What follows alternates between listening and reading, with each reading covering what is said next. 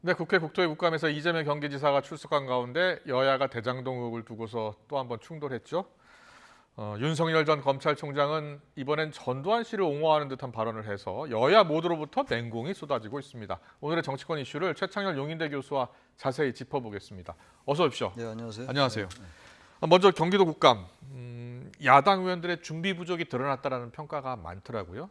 어떻게 보셨어요? 그저께도 좀 그런 걸 느꼈는데 오늘도 별 차이가 안 느껴지더라고요. 네. 그러니까 분위기는 뭐 그저께나 오늘이나 경기도 국감이 이재명 지사도 그렇고 이재명 지사는 답변을 잘했다. 답변을 잘했는데 그 예. 잘한다는 게 이재명 지사가 가지고 있는 논리를 우리가 다 알잖아요. 이제 예, 일단 예. 그 공영 개발을 국민의힘이 막았다라는 것이고 네. 이제 한나라당 신영수 의원 얘기를 계속하지 않습니까? 예. 신영수 의원이 막았던 것이고 그거를 그나마 그래도 민관의 합동 개발로 그나마 민간이 다 가져갈 걸 환수했다라는 네. 게 이재명 지사의 이제 확실한 그 나름 계속 일관된 논리인데 예, 예. 그 논리를 잘 파고들지 못하더라고요.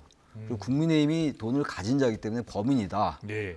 그 작물을 가졌으니까 도둑이다. 이런 논리를 계속 예, 피는 거 예. 아닙니까? 오늘도 예. 그렇고 그저께도 그렇고. 그 논리는 뭐 같을 수밖에 없는 거죠. 네. 논리가 갑자기 뭐 하루 이틀 사이에 바뀔 수는 없는 건데 국민의힘이 좀 전략을 바꿨어야 돼요. 그저께 뭔가 안 통했잖아요. 네. 대단히 무기력해 보이고 그리고 어떤 그 신문이나 방송에 나오는 기사들만 잘 추적을 해도 예. 뭔가 추궁에 들어갈 수 있을 것 같아요. 이게 어차피 수사로 밝혀지고 나중에 법원의 판단으로 밝혀질 수밖에 없어요. 그 이제 여러 혐의가 있는 그렇습니다. 사람들. 예. 근데 이거는 국감이라는 거는 그런 수사기관의 그 질문이 아니기 때문에 네.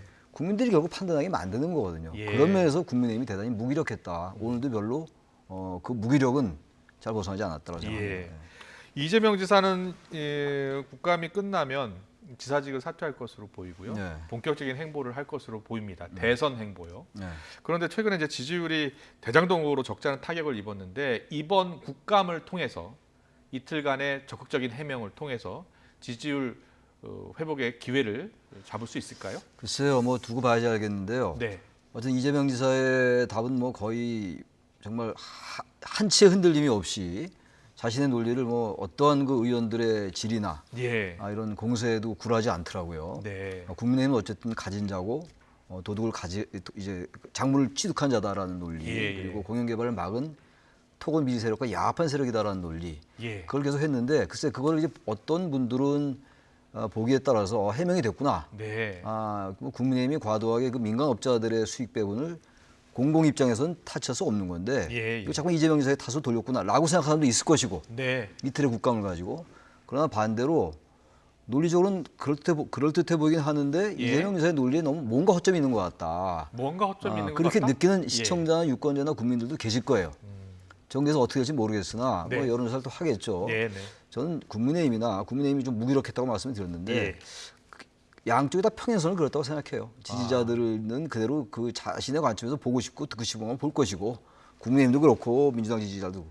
또 하나 말씀드리고 싶은 게 민주당 의원도 좀 너무하더라고요.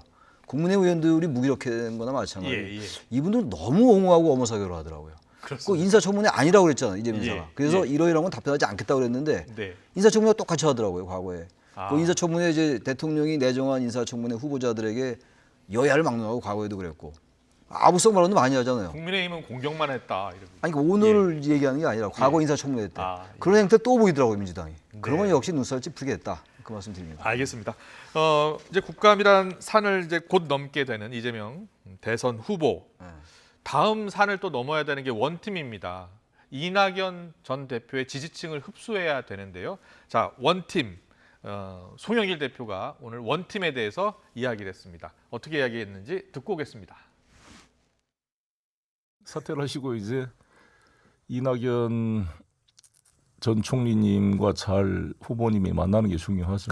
지금은 좀 우리 총리님 좀 쉬시게 하는 게 도리 같아요. 그럼 언제 뭐 분위기를 잘 만들어서 예. 이번 국감 끝나고 예. 이재명 후보님이 이제 경기도지사를 사퇴하고 나면 바로 좀 만날 수 있도록 해야 되지 않을까 생각합니다. 그게 그래요? 당내 아무래도 예. 분란이 있다 보니까 예. 그런 게 있는데 서서히 같이 이제 통합되면서 올라갈 걸로 봅니다. 네, 일단 만남이 성사될지 그리고 이낙연 전 대표가 이 후보에 대해서 적극적인 지지 입장을 조만간 밝힐지가 제일 관심인데요. 어떻게 전망하세요? 결국은 이것도 대장도 의혹 사건에 따라 달라질 것 같아요. 네, 지금 이제 그동안 경선 과정에서 그 이낙연 전 대표의 캠프에서는 뭔가 제보가 계속 있다라는 얘기를 많이 했잖아요. 엄중하게 지켜보고 있다. 그리고 네. 서른 의원 같은 경우는 뭐 지난 얘기입니다만 구속 얘기도 꺼냈었단 말이에요. 이재명 지사에 대해서. 예. 이러한 부분들이 검찰 수사나 어떤 수사기관의 사법기관의 판단이 아니면 밝혀지기가 어려운 게 현실이잖아요. 지금 예, 대선 예. 전까지는 밝혀지기 어려울 가능성이 높아요. 네. 근데 적어도 이낙연 캠프에 있던 분들이 이낙연 전 대표도 그렇고 그런 부분들에 대해서 이재명 지사가 그 해명한 부분들에 대해서 진정으로 받아들인다면은 적극적 지지할 것이고 원팀이 네. 될 거라고 생각합니다. 예, 예. 그렇지 않고 여전히 뭔가 미진하다. 그리고 뭔가 지금 이재명 지사가 해명하는 것이 받아들이지 않을 때 안 나간다고 이렇게 원팀이 되고 화학적 결합이 된다. 그렇게 보기는 좀 어렵지 않겠는가. 예. 이낙연 전 대표에게도 좀 뭔가 명분이 필요하지 않을까 생각이 됩니다. 예. 윤석열 전 총장 이야기 해볼게요. 전두환 씨를 옹호하는 발언에서 지금 도마에 올랐잖아요. 12.12 5.18 빼면 정치는 잘했다 이런 이야기를 한 건데 어떻게 들으셨어요? 전 제가 그 기사를 보면서 제 눈을 의심했어요. 눈을 의심했어요. 어떻게 이런 예. 말을 할 수 있을까라는 생각을 하면서 뭐 여러 반론들 많이 얘기했는데 네, 다른 분들도 뭐 지금 여야 할 거 없이 그리고 하나 말씀드리고 싶은 게 5.18 민주화 운동을 진압을 하고 사람을 예. 엄청나게 많이 죽였잖아요. 전두환 네. 씨가. 그리고 12.12 하극상 구테타 1979년도 그 자체가 잘못된 정치의 끝장판이에요. 근데 예. 그 둘만 빼놓고 다른 건 정치를 잘했다. 저건 논리적으로 맞지가 않는 얘기고 네, 또 네. 하나가 정치라는 게 삼천 교육대 보내고 언론 예. 통폐합하고 그거 다 누가 했습니까? 그리고 87년도 우리가 1987이라는 영화도 있습니다만 박정철 군 죽었잖아요. 탁치니까 예. 억하고 죽었고 예. 물고문으로. 이한열 왜 어떻게 죽었어? 이한열 연세대 경영학과 3학년. 예. 근데 그런 건 다 정치 아닌가요? 난 윤석열 국민의 후보가 삶의 정치죠. 아니, 예. 무슨 생각으로 그런 얘기를 했는지 모르겠어요. 그리고 이제 물론 이제 권한을 위임하는 것이 중요하다라고 해도 그건 말이 안 되는 얘기입니다. 제가 생각하기에는. 네. 권한 위임이 중요한 것과 전두환 씨가 정말 역사를 왜곡하고 반헌법적이고 전부 뭡니까 무기징역 받았던 거 아니에요? 네. 그럼 대한민국의 사법기관 헌법 조치가 잘못됐다는 얘기입니까? 그걸 해명해야 돼요 윤석열 후보가. 윤석열 전 총장의 해명을 잠깐 보면요. 각 분야의 뛰어난 인재들이 능력을 발휘할 수 있도록 해서 국정을 시스템적으로 운영하겠다는 것을 이야기하려다 나온 발언이다라고 주장하고 있습니다. 저 해명에 대해서는 어떻게 보셨어요? 그야말로 요즘 유행하는 말로 단 1도 받아들일 수 없는 얘기예요. 단 1도 받아들일 수 없는 왜냐면 해명이다. 예. 능력을 발휘할 수 있게 하는 것과 전두환이 독재한 거가 무슨 상관이 있는 얘기냐고요. 예, 아까 말씀드린 거 삼천교육대 보낸 거, 네. 물고문한 거 얼마나 많은 사람들 정치로 배제하고 탄압하고 억압했습니까? 국가보안법 가지고. 그게 정치가 아니 뭐가 정치냐고요. 정치가 잘했다며요. 이 두 개를 뺀다 하더라도. 자, 그렇다면 말이 안 윤석열 전 되잖아요. 총장이 이 발언에 대해서는 좀 더 공식적으로 또 정중한 사과와 다시 한번 해명이 필요하다고 보십니다. 저는 예. 제가 윤석열 전 총장이 그동안 문재인 정권과 싸운 거 네. 이런 것들 때문에 그렇게 비판을 좀 삼가해 왔던 편이에요. 사실 개인적으로. 뭐 비판할 건 비판했습니다만. 네. 근데 이거는 사과로 될 문제가 아니라고 저는 생각해요. 예. 역사 의식의 문제고 대단히 뒤틀리고 왜곡된 역사 의식이다. 네. 인문적인 지식 이런 걸 떠나서 반지성적이기도 하고 예. 반역사적, 반정치, 반헌법. 이건 전 사과 정도 아니라 정말 어떤 형태의 책임이 필요하다면 후보 사퇴하는 얘기까지는 제가 안 하겠는데 정치인이 아니니까. 네. 근데 정말 이분은 아주 엄중하게 바라봐야 된다 스스로가. 알겠습니다. 그렇게 생각합니다. 개인적인 얘기입니다만. 예. 윤석열 전 총장의 이 발언에 대해서 여야 할 것 없이 지금 맹 비난이 일고 있습니다. 자, 어떻게 이야기했는지 차례로 듣고 오겠습니다. 하루도 빼먹지 않고 비정상적인 언행이 급기야 군사반란의 수괴인 전두환 씨를 찬양하는 데까지 이르게 된 것입니다. 더욱이 어디 감히 전두환 정권의 폭정의 가장 큰 피해자인 호남인들을 들먹이며 전두환을 찬양할 수가 있습니까? 일본 우익들이 한국일도 일제 식민 통치 시절 행복했다라고 말하는 것과 무엇이 다를 수 있겠습니까? 검찰 쿠데타를 일으킨 윤석열이라는 사람의 정치관이 군사 쿠데타를 일으킨 전두환과 쌍둥이처럼 닮아 있다는 점이 확인된 것입니다.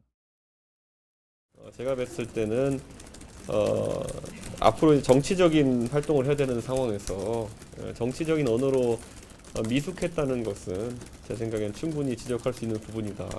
특히 뭐 이런 본인이 지금까지 그때 모의 재판이라든지 이런 것 때문에 호남 지역에 상당한 호감을 사고 있었던 후보이기 때문에 오히려 이런 부분에 있어가지고 되게 민감하게 또 대처했는 것이 옳았는데 지금 더 일이 좀 발전해 나가지 않도록 조속하게 좀 어떤 조치를 했으면 좋겠다는 생각입니다.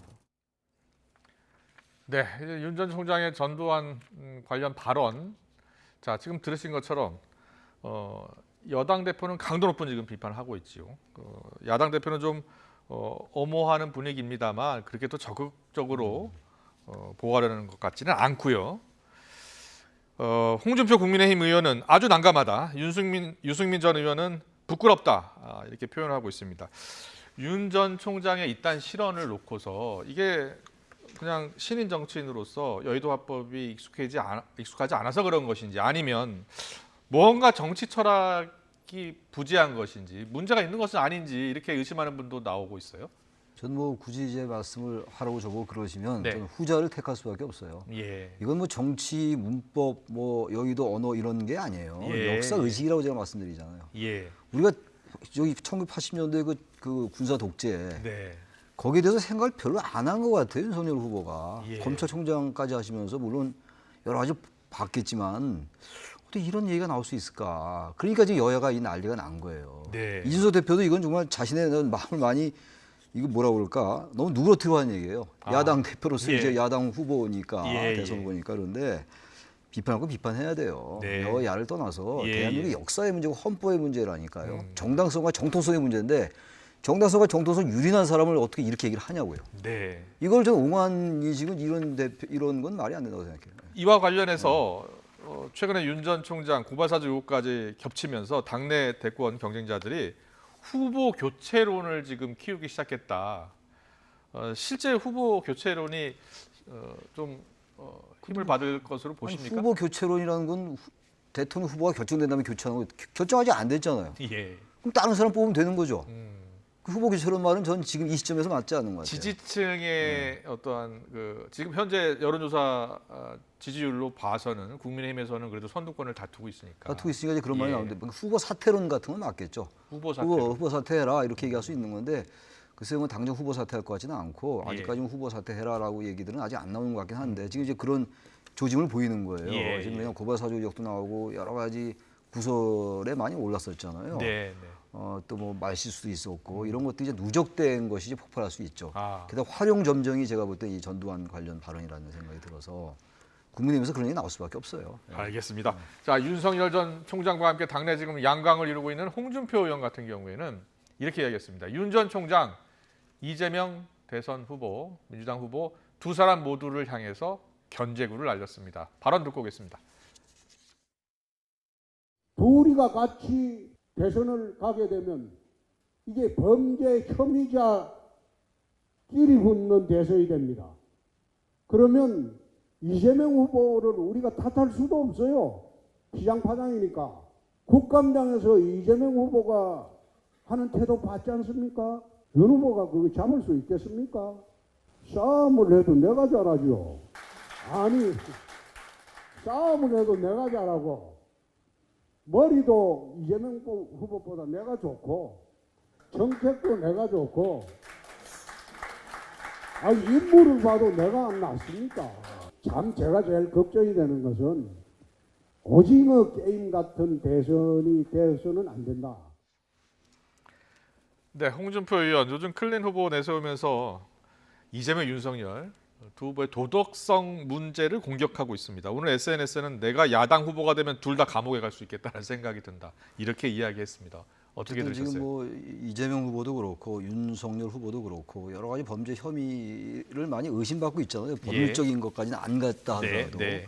그런 측면에서 한 얘기인데 아무튼 누가 뭐 야당의 최종 대선 후보가 될지 모르겠어요. 근데 네. 분명한 것은 뭐 윤석열 후보가 지금 앞서가는 후보니까 예. 홍준표 후보가 양강을 형성하고 있잖아요. 일단.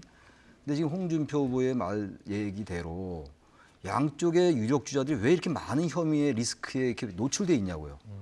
우리 유권자들 볼 땐 정말 참담한 느낌도 들어요. 예. 어떤 것이 진실인지 모르겠어요. 진위는 네. 여러 가지 사법기관에 따라서 밝혀진다 하더라도요. 역대 대선에서 이렇게 유력한 후보가 과거 이명박 전 대통령 후보가 그랬었죠. 다스, 예. BBK 결국 당선되긴 됐는데 예. 나중에 어쨌든 지금도 이제 수감 중이긴 한데 예. 그런 역사를 봐왔잖아요. 하여튼 우리 정치가 지금 뭐 후보들만 아는 걸 거예요. 이런 것들은 네. 우리는 모릅니다 사실. 예. 그래서 이거는 국민들이 판단하는 문제이다라고 생각해요. 결국. 예. 알겠습니다. 네, 오늘 정치권 이슈는 여기까지 듣겠습니다. 최창렬 교수와 함께 짚어봤습니다. 잘 들었습니다. 네.